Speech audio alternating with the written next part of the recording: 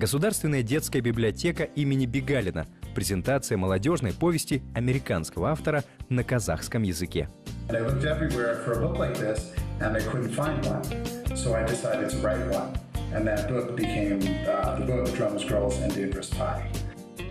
Джордан Сонненблик – простой учитель английского языка, которого настолько затронула жизненная история одного из учеников, что он решил написать об этом повесть.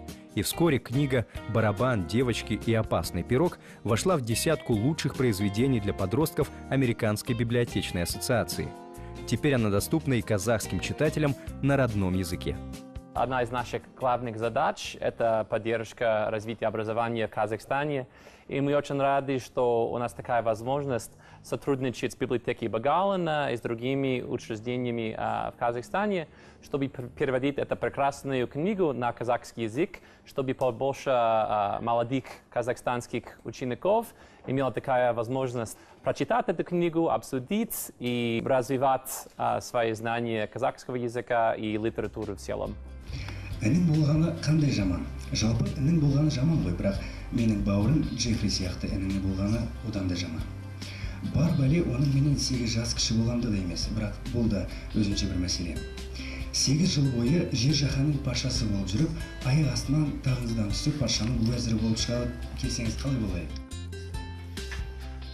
Книга о жизни обычного американского подростка с его комплексами, проблемами, мечтами и переживаниями, который неожиданно оказывается лицом к лицу с бедой. У его младшего брата обнаруживают рак.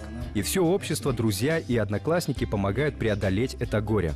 На казахский язык книгу переводил преподаватель университета Аль-Фараби, политолог и журналист-международник Мухтар Сенгербай, который неожиданно для себя столкнулся с обилием подросткового сленга. Мне приходилось это спрашивать у американцев, у знакомых, тех, кто ближе знаком с их сленгами, и передать это уже на казахском языке, чтобы не потерять смысл, чтобы все было понятно.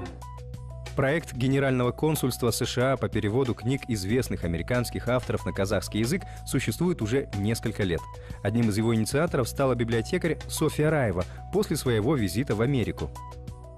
Я увидела огромное количество книг разновозрастных. Знаете, от такой книги для годовалого и для крошечной книги, и обычные простые житейские сюжеты.